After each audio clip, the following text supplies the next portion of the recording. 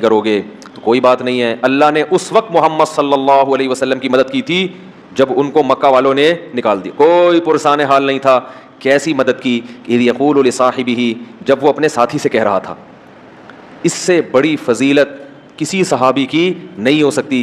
کیسی محبت سے, اور گویا اس میں ایک تانے کا عنصر بھی ہے کہ تم اگر مدد نہیں کرتے تو محمد کے ساتھی نے محمد کی صلی اللہ علیہ وسلم, انہوں نے مدد کی ہے اور اللہ نے ان کے ذریعے سے کروائی ہے.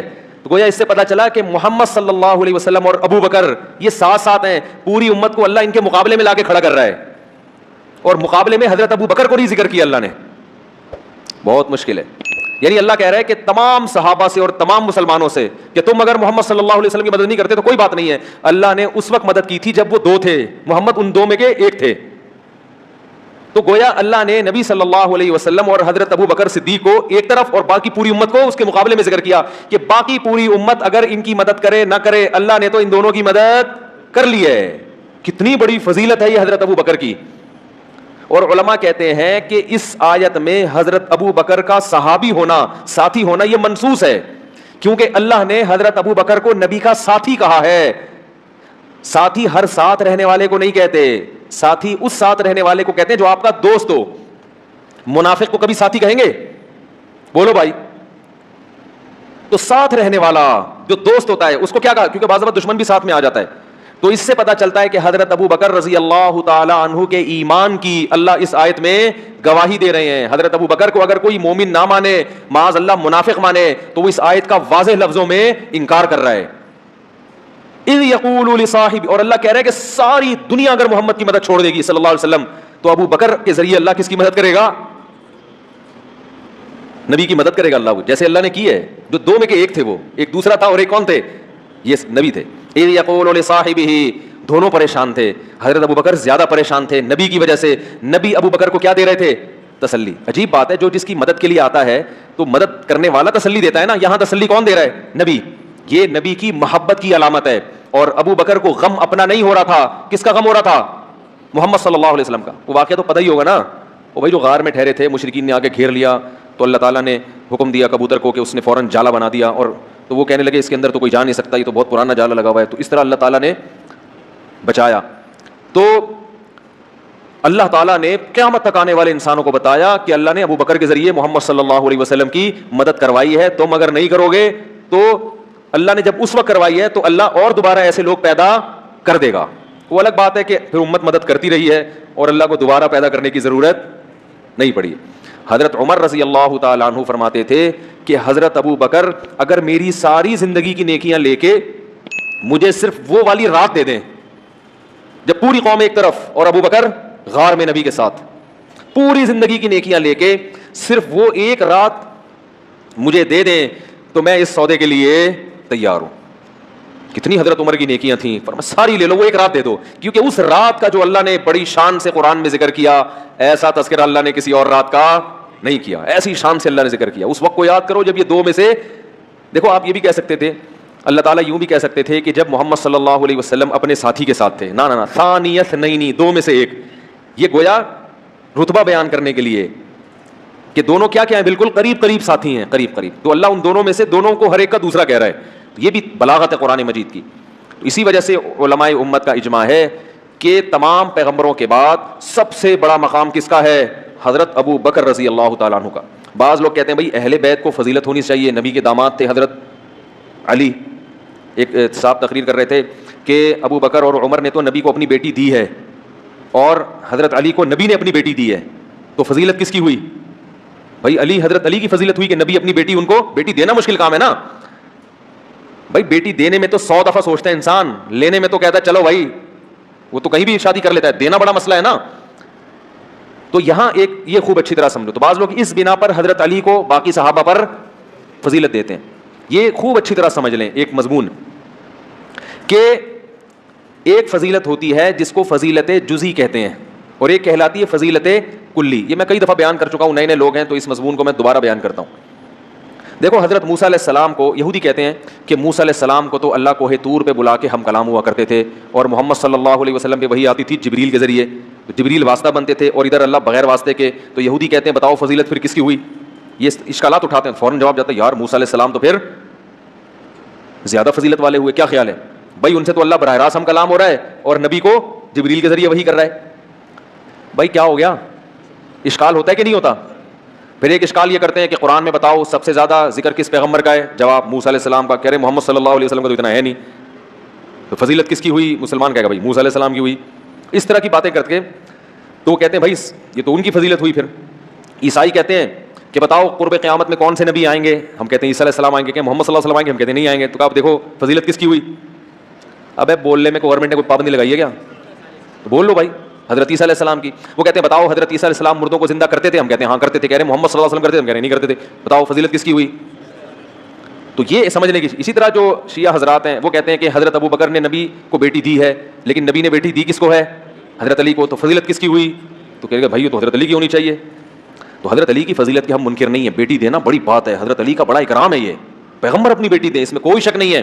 لیکن یاد رکھو انبیاء کو جو فضیلت جس بیس پہ ملتی ہے تو انبیاء کے ساتھیوں کو بھی فضیلت اسی بیس پہ ملتی ہے. اس صفت میں, اس وصف میں جو پیغمبر کے جتنا قریب ہوگا وہ باقیوں سے افضل. پیغمبروں کو فضیلت کس بیس پہ ملی ہے؟ کہ وہ اللہ کا پیغام لوگوں تک پہنچانے کے لیے آتے ہیں. ایک منکرین حدیث کہنے لگا سب سے زیادہ حسن کس میں تھا؟ ہم بچے تھے, ہم نے کہا یوسف علیہ السلام میں. اس نے کہا آدھا حسن تو اکیلا یوسف علیہ السلام کو ملا ہے, تو فضیلت کس کی ہوئی ہے بھائی؟ تو یہ اس طرح کے سوالات کرتے ہیں. تو داؤد علیہ السلام کے ہاتھ میں لوہا نرم ہو جاتا تھا, کیا محمد صلی اللہ علیہ وسلم کے ہاتھ میں ہوتا تھا؟ ہم نے کہا نہیں. تو کہنے پھر فضیلت. ایسے اشکالات کر کے نا وہ کنفیوز کرتے ہیں لوگوں کو. تو یہ ایک اصول سمجھ لیں. میں مثالوں سے بات سمجھاتا ہوں. آپ نے ایک کام ہے گڑھا کھودنے کا. کام کیا ہے؟ کھڈا کھودنا ہے, کنواں کھودنا ہے. 12 فٹ یا 15 فٹ کنواں کھودنا ہے. کنواں کھودنا ایک کام ہے جو آپ کی نظر میں بہت اہم ہے, اس وقت کی ضرورت ہے. آپ نے 5 آدمی بلائے, 5 مزدور. اب ظاہر ہے آپ ان میں سے سب سے افضل کو رکھیں گے نا, سب سے افضل کو. اب آپ نے دیکھا کہ یار یہ والا بڑا خوبصورت ہے مزدور. یہ مزدور کیا ہے؟ حسن و جمال, کیا زبردست بھینی بھینی خوشبو آ رہی ہے اس کے جسم سے. تو لہذا وہ مزدور کہہ رہا ہے بھائی میں سب سے زیادہ خوبصورت ہوں اور یہ 4 ان کی شکل اچھی نہیں, لہذا میری فضیلت زیادہ ہے, مجھے رکھو. آپ رکھ لو گے؟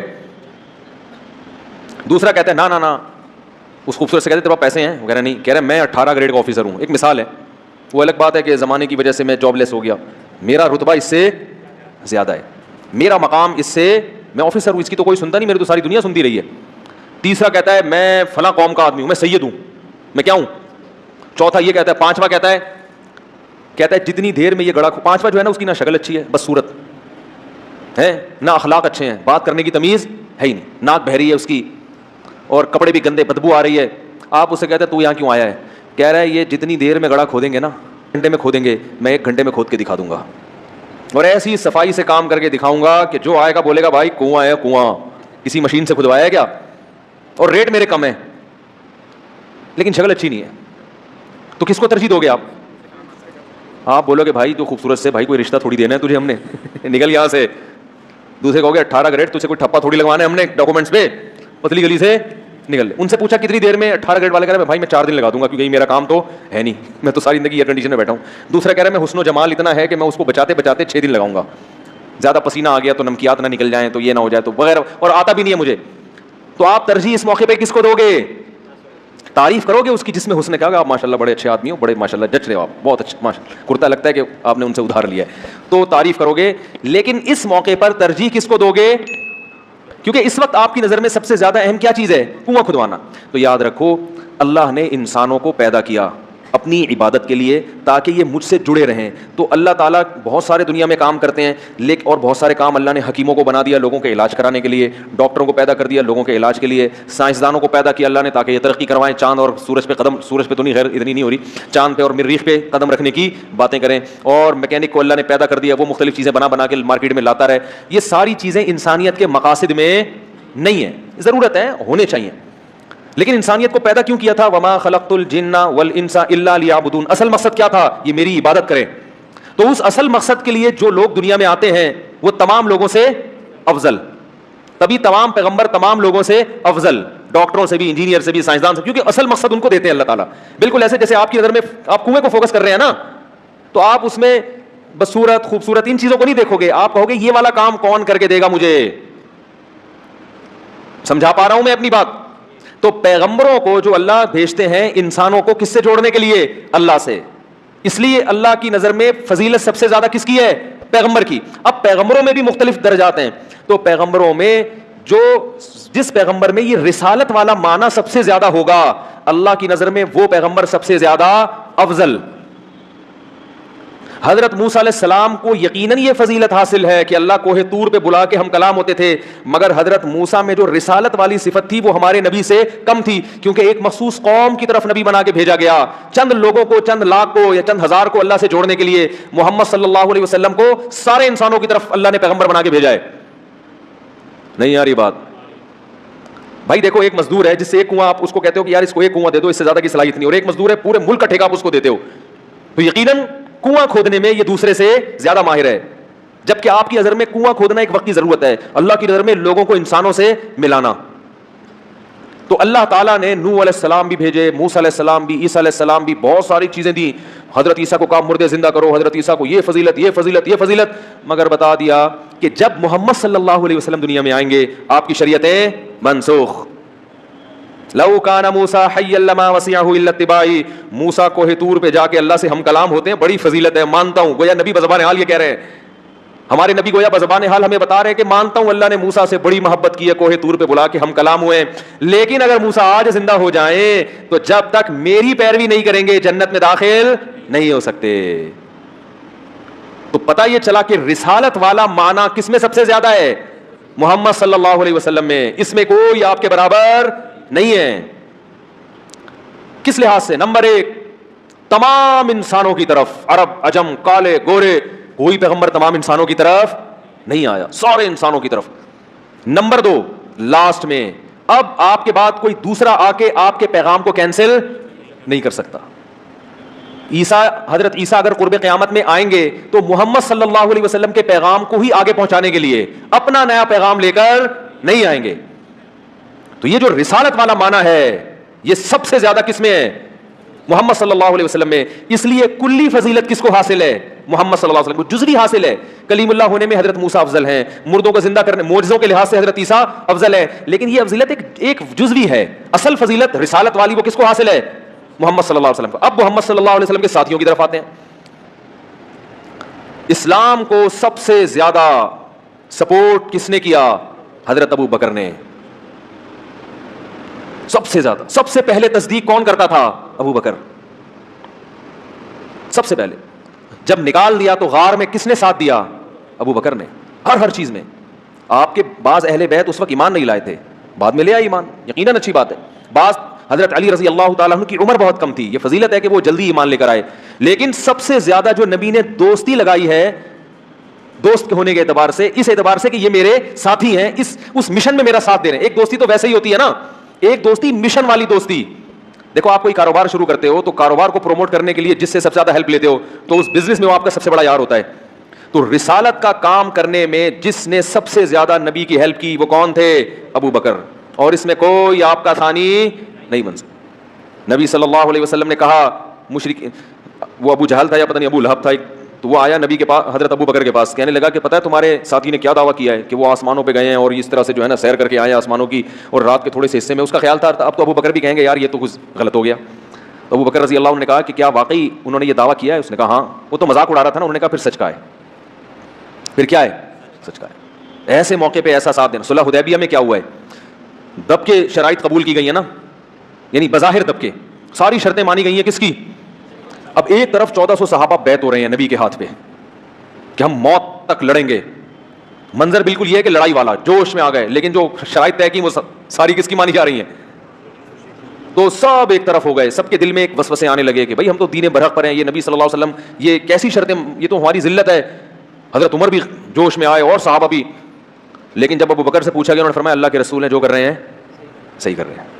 ہر موقع پہ کس نے ساتھ دیا؟ سب سے زیادہ ساتھ تو سب نے دیا, لیکن سب سے زیادہ کس نے؟ ابو بکر نے.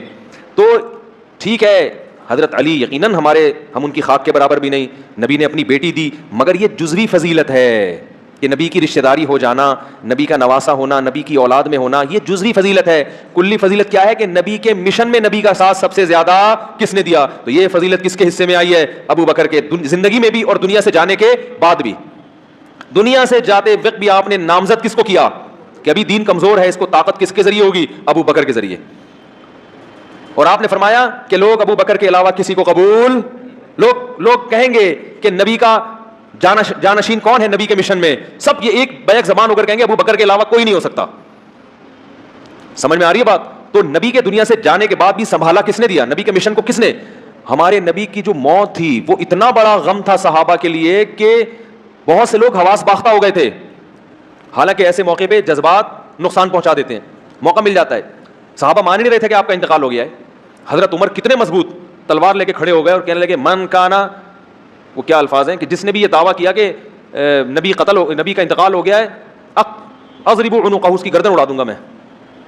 تو ظاہر ہے ایسے موقع پہ تو ایک حقیقت ہے نا, گراؤنڈ ریئلٹی ہے, اس کو تو ماننا چاہیے. تو عجیب حالت ہو گئی صحابہ کرام کی, بھئی یہ تو ہو ہی نہیں سکتا. لیکن ابو بکر جنہیں محبت سب سے زیادہ ہے تو وہ نبی کے مشن کو فوکس کر رہے ہیں, نبی کی ذات کو فوکس نہیں کر رہے. وہ سب کو جمع کیا انہوں نے, مسجد نبی میں خطبہ دیا یا یوں, حالانکہ سب سے زیادہ غم کس کو ہو رہا تھا, لیکن جذبات کنٹرول میں کہ نبی کے مشن کو فوکس کرنا ہے. بھائی نبی دنیا سے چلے گا, یہ ذمہ داری ہمارے اوپر ہے. یہ بکھر گئے اگر اس طرح کی باتیں شروع کر دیں تو یہ تو نبی کے مشن کو گویا بھول رہے ہیں. نبی کا مشن اللہ کی طرف بلانا تھا. تو کھڑے ہو کر خطبہ دیا, یا ایھا الناس, لوگو من کان منکم یعبد محمدا فإن محمدا قد مات. دیکھو اگر تم میں کوئی محمد صلی اللہ علیہ وسلم کی عبادت کرتا تھا تو تحقیق محمد پر موت واقع ہو چکی ہے صلی اللہ علیہ وسلم. ومن کان منکم یعبد اللہ, اگر اللہ کی عبادت کرتے تھے فإنہ حی لا یموت, وہ آج بھی زندہ ہے, اس پر کبھی موت واقع نہیں ہوگی. تو ایسے موقع پہ ساتھیوں کو سنبھالنا یہ سب سے بڑی ذمہ داری ہوتی ہے. آپ صلی اللہ علیہ وسلم کتنا خوش ہوئے ہوں گے جب آپ کو پتہ چلا ہوگا میرے دنیا سے جانے کے بعد اس قوم کو سنبھالا کس نے ہے؟ ابو بکر نے سنبھالا ہے. کتنا خوش ہوں گے آپ. اور مسلح پہ کھڑا کس کو کیا نبی نے؟ ابو بکر کو. جب آخر میں بیمار ہو گئے تو کس کو مسلح پہ کھڑا کر رہے ہیں؟ حضرت عائشہ فرما رہی ہیں یا رسول اللہ میرے والد ابو بکر کمزور دل آدمی ہیں, وہ آپ کی غیر موجودگی میں آپ کے مسلح پہ کھڑا ہونا برداشت نہیں کر سکتے. وہ تو برداشت ہی نہیں کر پائیں گے کہ یہ مسلح کس کا تھا؟ نبی کا. کسی اور کو کہہ دیں, عمر کو کہہ دیں وہ مضبوط دل ہے, فلاں کو کہہ دیں, فلاں کو کہہ دیں. نبی نے اپنے داماد کو بھی نہیں کہا ایسے موقع پہ. یقیناً بہت بڑی فضیلت ہے, مگر نبی کیا کہہ رہے ہیں؟ انکن لانتن صواحب یوسف, تم اسی طرح ہو جیسے یوسف علیہ السلام کو عورتیں ورغلا رہی تھیں, بحث کر رہی تھیں. تم بھی میرے ساتھ کیا کر رہی ہو؟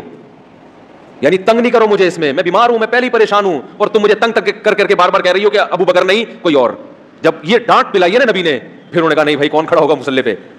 یہ جو حساسیت تھی نبی کی کہ اپنی بیماری میں اپنے مسلح پہ ابو بکر کے علاوہ کسی کو برداشت نہیں کر رہے. یہ اشارہ کر رہے ہیں کہ میں جو مشن لے کے دنیا میں آیا ہوں اور اللہ نے پیغمبروں کو جس مشن کے لیے بھیجا تھا, میرے بعد وہ مشن کس کے پاس آ رہا ہے؟ ابو بکر کے ہاتھ میں آئے گا.